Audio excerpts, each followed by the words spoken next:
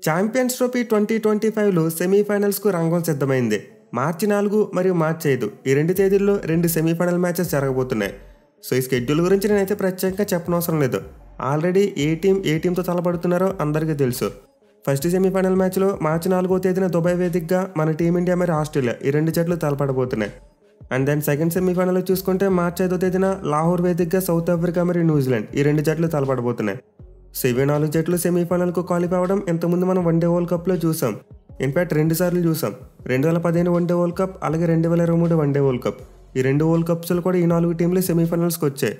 Mainly ఇప్పుడు జరగబోయే semifinal matches exactly 2015 one day world కప్ను పోలు ఉన్నాయి. అప్పుడు కూడా ఒక సెమీఫైనల్ ఇండియా మరియు ఆస్ట్రేలియా తలపడితే, ఇంకో సెమీఫైనల్ న్యూజిలాండ్ మరియు సౌత్ ఆఫ్రికా ఈ రెండు జట్లు తలపడ్డాయి.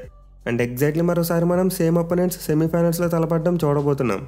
బట్ దీనికి డిఫరెన్స్ ఏంటంటే అది వన్డే వరల్డ్ కప్, ఇది ఛాంపియన్స్ ట్రోఫీ. కానీ ఫార్మాట్ మాత్రం ఒకటే, 50 ఓవర్స్ ఫార్మాట్. అయితే అసలు ఈ సెమీఫైనల్స్లో ఏ రెండు జట్లు గెలిచి ఫైనల్స్కి వెళ్తాయి? ఇప్పటివరకు ఛాంపియన్స్ ట్రోఫీ హిస్టరీలో సెమీఫైనల్ 4 జట్లకు ఎలాంటి రికార్డు ఉంది? అండ్ ప్రజెంట్ పరిస్థితులు బట్టి చూసుకుంటే ఎవరు ఫేవరెట్స్గా మరి అవకాశాలు ఉన్నాయి? సో ఇలాంటి ఇంట్రెస్టింగ్ విషయాలన్నీ కూడా ఈ వీడియోలో చెప్పుకోబోతున్నాం. దీంతో మీరైతే వీడియోని ఎక్కడ స్కిప్ చేయకుండా చూడండి, మంచి ఇన్ఫర్మేషన్ దొరుకుతుంది. అలాగే మీకు మంచిగా క్లారిటీ కూడా వస్తుంది. సో ముందైతే మనం ఛాంపియన్స్ ట్రోఫీ హిస్టరీలో అసలు 4 టీంల యొక్క సెమీఫైనల్ పెర్ఫార్మెన్స్ ఎలా ఉందో క్లియర్గా చూద్దాం. అండ్ దాని ప్రజెంట్ సిచ్యువేషన్ బట్టి ఎవరు ఫైనల్స్కి వస్తారో ప్రిడిక్ట్ చేద్దాం చివరిలో. సో మనం ఫస్ట్ మాట్లాడుకోబోయేది న్యూజిలాండ్ టీం గురించి. ఎందుకంటే ఇప్పుడు సెమీఫైనల్స్కి వచ్చిన 4 టీమ్స్లో ప్రీవియస్గా తక్కువ సార్లు వచ్చింది వాళ్ళే. సో న్యూజిలాండ్ టీం అయితే ఇప్పుడు వచ్చిన సెమీఫైనల్తో కలిపి మొత్తం 4 సార్లు ఛాంపియన్స్ ట్రోఫీలో సెమీఫైనల్ వరకు వచ్చారు. అంటే ప్రీవియస్గా వాళ్ళకి 3 సెమీఫైనల్ మ్యాచెస్ అండ్ ఎక్స్పీరియన్స్ ఉంది. సో న్యూజిలాండ్ టీం అయితే 2000 సంవత్సరం, 2006 సంవత్సరం అండ్ 2009 సంవత్సరం ఈ 3 ఎడిషన్స్లో కూడా ప్రీవియస్గా సెమీఫైనల్స్కి వచ్చారు. అండ్ ఈ 3 సెమీఫైనల్లో వాళ్ళ రికార్డ్ చూసుకుంటే చాలా బాగుంది. 2 మ్యాచ్లు గెలిచారు, ఒక్కటి మాత్రం ఓడిపోయారు. సో న్యూజిలాండ్ టీంకి అయితే ఛాంపియన్స్ ట్రోఫీ సెమీఫైనల్స్లో 67% సక్సెస్ రేట్ ఉంది. వాళ్ళు 2000 సంవత్సరంలో ఆడిన సెమీఫైనల్ మ్యాచ్లో పాకిస్తాన్ టీంని బీట్ చేశారు. అండ్ ఈవెన్చువల్లీ ఆ ఏడాది ఛాంపియన్స్గా కూడా నిలిచారు. మరి తర్వాత చూసుకుంటే మాత్రం 2006 సంవత్సరంలో ఆస్ట్రేలియాతో జరిగిన సెమీఫైనల్ మ్యాచ్లో న్యూజిలాండ్ టీం ఓడిపోయింది. అయితే వాళ్ళు మళ్ళీ 2009 సంవత్సరంలో మరోసారి పసికొన పాకిస్తాన్ టీంను సెమీఫైనల్లో ఓడించారు. విచ్ మీన్స్ ఇప్పటివరకు న్యూజిలాండ్ టీం ఛాంపియన్స్ ట్రోఫీ సెమీఫైనల్లో గెలిచిన 2 మ్యాచ్లు కూడా పాకిస్తాన్ మీద గెలిచారు. ఇన్ఫాక్ట్ వాళ్ళు ఓవరాల్గా ఆడింది 2 టీమ్స్తో మాత్రమే. సో న్యూజిలాండ్ టీం అయితే for the first time South ఆఫ్రికాతో ఛాంపియన్స్ ట్రోఫీలో సెమీఫైనల్ మ్యాచ్ ఆడబోతున్నారు. మెయిన్లీ గత 2 ఎడిషన్స్లో న్యూజిలాండ్ టీం సెమీఫైనల్కు క్వాలిఫై అవడంలోనే ఫెయిల్ అయ్యారు. చాలా కాలం తర్వాత సెమీఫైనల్కి వచ్చారు. బట్ ఎనివే న్యూజిలాండ్ టీంకి అయితే 2025 సెమీఫైనల్లో కూడా గెలిచేందుకు ఎక్కువ అవకాశాలు ఉన్నాయి. అండ్ అది ఎందుకో మీకు సౌత్ ఆఫ్రికా టీం యొక్క రికార్డు గురించి మాట్లాడుకున్నప్పుడు అర్థమవుతుంది. సో న్యూజిలాండ్ టీంకి అయితే సెమీఫైనల్లో మంచి రికార్డు ఉంది. వాళ్ళు ప్రీవియస్గా 3 సార్లు వచ్చినప్పటికీ 2 సార్లు గెలిచారు, ఒక్కసారి ఓడిపోయారు. ఇక నెక్స్ట్ టీం చూసుకుంటే ఆస్ట్రేలియా. సో ఈ టీంని చూసి అయితే ప్రజెంట్ మన టీమిండియా ఫ్యాన్స్ కొంతమంది అనవసరంగా భయపడుతున్నారు. అంటే one day world cup final Australia వాళ్ళు మనల్ని ఓడించేశారు కదా, సో ఈ మ్యాచ్లో కూడా ఓడించేస్తారేమని చెప్పి కొంతమంది భయపడుతున్నారు. పైగా చాలామంది అంటుంటారు ఆస్ట్రేలియా టీం నాకౌట్స్కి వస్తే వాళ్ళని ఆపడం కష్టమని చెప్పి. సో ఇదైతే కొంతవరకు నిజమే. బట్ ఈ ఛాంపియన్స్ ట్రోఫీ విషయానికి వచ్చేసరికి మాత్రం మన వాళ్ళైతే మరీ అంత భయపడవలసిన అవసరం లేదు. ఎందుకంటే ఆస్ట్రేలియా టీంకి ఛాంపియన్స్ ట్రోఫీ నాకౌట్స్లో 50-50 రికార్డే ఉంది. సో వాళ్ళైతే ఇంతకుముందు ప్రీవియస్గా 4 సార్లు సెమీఫైనల్ మ్యాచెస్ ఆడారు. అంటే ఇప్పుడు 2025 సంవత్సరంలో వచ్చింది 5వ సారి మాట. అయితే వాళ్ళు ప్రీవియస్గా ఆడిన 4 సందర్భాల్లో చూసుకుంటే 2 సార్లు గెలిచారు, 2 సార్లు ఓడిపోయారు. సో ఆస్ట్రేలియా టీం అయితే 2002 సంవత్సరం, 2004 సంవత్సరం, 2006 సంవత్సరం, 2009 సంవత్సరం ఈ 4 ఇయర్స్ కూడా వరుసగా సెమీఫైనల్స్కు దూసుకొచ్చారు. బట్ ఈ 4 ఎడిషన్స్లో వాళ్ళు ఫస్ట్ స్టార్టింగ్ 2 ఎడిషన్స్ ఓడిపోయారు. 2002 సంవత్సరంలో శ్రీలంకతో జరిగిన సెమీఫైనల్ మ్యాచ్లో ఓడిపోయారు. అందులో తర్వాత 2004 సంవత్సరంలో చూసుకున్న ఇంగ్లాండ్తో జరిగిన సెమీఫైనల్ ఓడిపోయారు.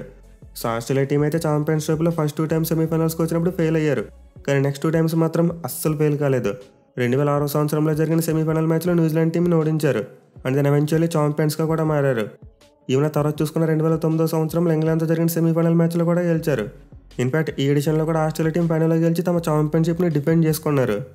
సో ఇప్పటివరకు ఛాంపియన్స్ ట్రోఫీలో ఆస్ట్రేలియా టీం సెమీఫైనల్లో గెలిచిన 2 సార్లు కూడా కప్ గెలిచేశారు. విచ్ మీన్స్ వాళ్ళకి ఫైనల్స్లో 100% స్ట్రైక్ రేట్ ఉంది. కానీ సెమీఫైనల్స్లో చూసుకుంటే వాళ్ళ విన్ రికార్డ్ 50% ఉంది. సో దీన్ని బట్టి చూసుకుంటే మన టీమిండియాకి ఆస్ట్రేలియా టీం ఫైనల్స్లో వచ్చే కంటే ఇప్పుడు రావడమే బెటర్ అయింది. ఎందుకంటే మన వాళ్ళని సెమీఫైనల్లో ఓడించగలరు. కానీ ఫైనల్స్లో చూసుకుంటే మాత్రం వాళ్ళకి అన్బీటబుల్ రికార్డు ఉంది. So for the first time champions trophy semi-final మ్యాచ్లు ఇండియా మరియు ఆస్ట్రేలియా జట్లు తలపడబోతున్నాయి. ప్రీవియస్కి ఎప్పుడూ కూడా తలపడలేదు. మళ్ళీ న్యూజిలాండ్ టీంలోనే ఆస్ట్రేలియా కూడా లాస్ట్ 2 ఎడిషన్స్లో సెమీఫైనల్ వరకు రాలేకపోయారు. చాలా కాలం తర్వాత సెమీఫైనల్స్కి వచ్చారు.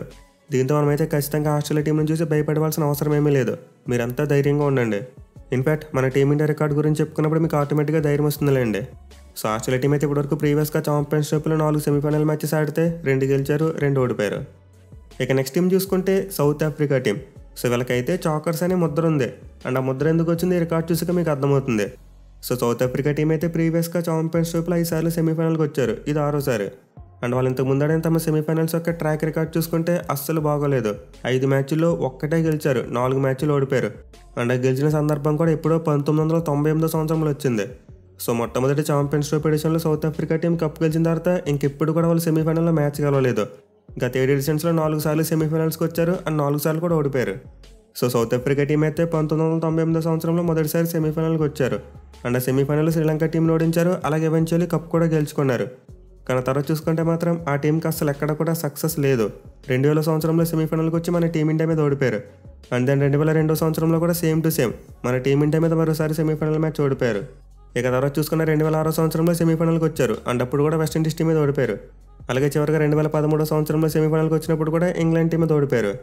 సో సౌత్ ఆఫ్రికా టీంకి అయితే ఛాంపియన్స్ ట్రోఫీ సెమీఫైనల్స్లో అస్సలు మంచి రికార్డు లేదు. వాళ్ళకి కేవలం 20% మాత్రమే విన్ రికార్డు ఉంది. 80% మ్యాచెస్ ఓడిపోయారు. అండ్ దీని గురించి న్యూజిలాండ్తో రికార్డు మాట్లాడుకున్నప్పుడు చెప్పాను, న్యూజిలాండ్ వాళ్ళకి సెమీఫైనల్లో గెలిచేందుకు ఎక్కువ అవకాశాలు ఉన్నాయని చెప్పి. సో సౌత్ ఆఫ్రికా టీం అయితే ఇప్పుడు కూడా నాకౌట్స్లో తడబడుతూనే ఉంటారు. ఇన్ఫాక్ట్ వన్డే వరల్డ్ కప్స్లో కూడా చాలా సందర్భాల్లో చూసాం, ఒక్కసారి కూడా ఫైనల్స్కి రాలేకపోయింది. చాలా సందర్భాల్లో సెమీఫైనల్ ఇంటికి వెళ్ళిపోయారు. దీనివల్ల ఖచ్చితంగా ఈ ఛాంపియన్స్ ట్రోఫీ సెమీఫైనల్లో సౌత్ ఆఫ్రికా టీం మీద ఎక్కువ ఒత్తిడి ఉంటుంది. చూడాలి మరి ఈసారైనా సౌత్ ఆఫ్రికా టీం తమ తలరాతను మార్చుకుంటారో లేదనేది. ఇక చివరి టీం చూసుకుంటే మన టీమిండియా. సో మన టీమిండియాకి అయితే సెమీఫైనల్స్లో చాలా మంచి రికార్డు ఉంది. ఇప్పటివరకు ఛాంపియన్స్ ట్రోఫీ చరిత్రలో మన వాళ్ళు మొత్తం 5 సార్లు సెమీఫైనల్స్కి వచ్చారు. అండ్ 5 సందర్భాల్లో 4 సార్లు గెలిచారు, ఒక్కసారి మాత్రం ఓడిపోయారు. అంటే సెమీఫైనల్లో మన టీమిండియా రికార్డ్ సౌత్ ఆఫ్రికాకి క్వైట్ ఆపోజిట్. ఇన్ఫాక్ట్ ఆ ట్రాక్ రికార్డ్ కూడా ఆల్మోస్ట్ మిర్రర్లా ఉంది. అంటే సౌత్ ఆఫ్రికా టీం తమ ఫస్ట్ సెమీఫైనల్లో గెలిచి మిగతా 4 సెమీఫైనల్ మ్యాచ్ల్లో ఓడిపోయారు. కానీ మన టీమిండియా చూసుకుంటే తమ ఫస్ట్ సెమీఫైనల్ మ్యాచ్లో ఓడిపోయి మిగతా 4 సెమీఫైనల్ మ్యాచెస్లో గెలిచేశారు. సో మన టీమిండియాకి అయితే ఛాంపియన్స్ ట్రోఫీ సెమీఫైనల్స్లో ఇంపెకబుల్ రికార్డు ఉంది. 1998 సంవత్సరంలో ఓటమితో మొదలుపెట్టారు వెస్టిండీస్ మీద. బట్ ఆ తర్వాత చూసుకుంటే మాత్రం 2000 సంవత్సరంలో సౌత్ ఆఫ్రికాను ఓడించారు.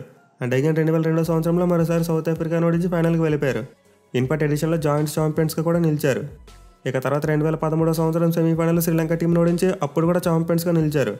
ఈవెన్ చివరిగా జరిగిన 2017 ఎడిషన్లో కూడా మన టీమిండియా సెమీఫైనల్లో గెలిచారు, బంగ్లాదేశ్ను ఓడించి ఫైనల్కి వెళ్ళారు. సో మన టీమిండియా ఛాంపియన్స్ ట్రోఫీలో సెమీఫైనల్కి వచ్చారంటే చాలు, మ్యాచ్లు గెలుస్తూనే ఉన్నారు. కేవలం ఒక్క సందర్భంలో మాత్రం ఓడిపోయారు. అండ్ దీని గురించే మనమైతే ఆస్ట్రేలియాని చూసి భయపడవలసిన అవసరం ఎక్కువ లేదు. డెఫినెట్లీ మన టీమిండియాకి ఛాంపియన్స్ ట్రోఫీలో ఆస్ట్రేలియా టీం కంటే బెటర్ రికార్డు ఉంది.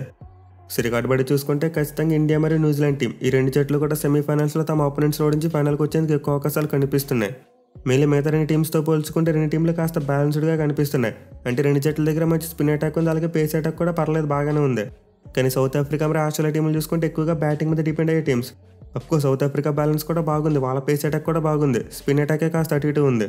బట్ ఎనివే నాకైతే మొదటి సెమీఫైనల్ మ్యాచ్లో మన టీమిండియా, అలాగే 2 సెమీఫైనల్ మ్యాచ్లో న్యూజిలాండ్ గెలుస్తాయేమో అనిపిస్తుంది. మెయిన్లీ ఇదే కనుక జరిగితే మనం మరోసారి ఛాంపియన్స్ ట్రోఫీలో ఇండియా మరియు న్యూజిలాండ్ జట్ల మధ్య మ్యాచ్ చూడొచ్చు. బట్ ఎనివే 2015 వన్డే వరల్డ్ కప్లో జరిగిన దానికి ఆపోజిట్గా కూడా జరిగే అవకాశాలు ఉంటాయి. అంటే మన వాళ్ళు ఆస్ట్రేలియా నుంచి రివెంజ్ తీర్చుకోవడంతో పాటు south Africa team New Zealand team నుంచి రివెంజ్ తీర్చుకోవచ్చు. ఇన్ఫాక్ట్ ప్రీవియస్గా 2024 T20 వరల్డ్ కప్లో సౌత్ ఆఫ్రికా మరియు టీమిండియా ఈ 2 జట్లు ఫైనల్స్కి వచ్చాయి. సో మనమైతే ఈ ఫైనల్ మ్యాచ్ యొక్క ఛాన్స్ని కూడా కొట్టి పడేయలేం. మరి ఆస్ట్రేలియా టీం మన టీమిండియా నుంచి ఫైనల్స్కి రాదంటే ఆ ఛాన్స్ కూడా ఉంది. కానీ ఇక్కడ మన ఆస్ట్రేలియా టీం యొక్క సిచ్యువేషన్ కూడా అర్థం చేసుకోవాలి. వాళ్ళు ఛాంపియన్స్ ట్రోఫీలో ఇంగ్లాండ్ టీంని ఓడించారు, కాదనట్లేదు. బట్ ఇంగ్లాండ్ టీం వాళ్ళతో పోల్చుకుంటే చాలా పూర్గా పెర్ఫామ్ చేశారు, ఆడిన 3 మ్యాచ్లు ఓడిపోయారు. ఇక తర్వాత చూసుకుంటే ఆస్ట్రేలియా వాళ్ళకి సౌత్ ఆఫ్రికాతో జరగాల్సిన మ్యాచ్ మిస్ అయింది. అందులో ఆఫ్ఘనిస్తాన్తో జరిగిన మ్యాచ్లో కూడా డామినేట్ చేసినప్పటికీ అది ఫుల్గా జరగలేదు. వేరేజ్ మన టీమిండియా చూసుకుంటే గ్రూప్ స్టేజ్లో ఆపోనెంట్స్ని డామినేట్ చేసి సెమీఫైనల్కి వచ్చారు. సో ఖచ్చితంగా మనమైతే ఆస్ట్రేలియా టీంని ఇక్కడ మరీ హైప్ చేయవలసిన అవసరం లేదు. కొంతమంది అనవసరంగా ఇండియన్ ఫ్యాన్స్ని భయపెట్టే ప్రయత్నం చేస్తున్నారు. ఇన్ఫాక్ట్ ప్రీవియస్గా కొన్ని కామెంట్స్ చూసా, అసలు ఆస్ట్రేలియాతో సెమీఫైనల్ మ్యాచ్ పడకపోతేనే బెటర్ అని చెప్పి పెట్టారు. అంటే మన వాళ్ళు న్యూజిలాండ్ మీద ఓడిపోయి సౌత్ ఆఫ్రికాతో సెమీఫైనల్ మ్యాచ్ రావాలని కోరుకున్నారు. బట్ మనమైతే ప్రజెంట్ ఆస్ట్రేలియా టీంని చూసి అంతలా భయపడిపోవాల్సిన అవసరం లేదు.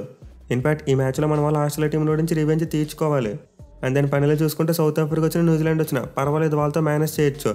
ఎందుకంటే మన వాళ్ళు రీసెంట్గానే వీళ్ళ మీద ఐసీసీ మ్యాచెస్ గెలిచారు. సో నేను అడిగితే మన టీం ఇండియాకు ఫైనల్ ఆస్ట్రేలియా టీం వచ్చే కంటే ఇప్పుడు రావడమే బెటర్ అయింది.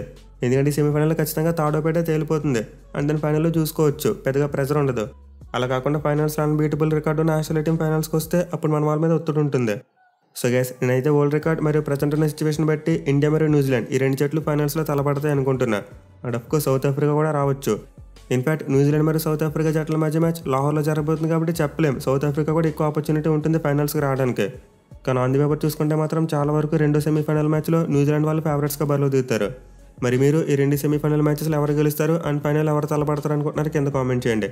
అండ్ ఆల్సో వీడియో నచ్చినట్లయితే ఖచ్చితంగా లైక్ చేసి మీ ఫ్రెండ్స్ అందరికీ షేర్ చేయండి. Thank you for watching. Have a nice day.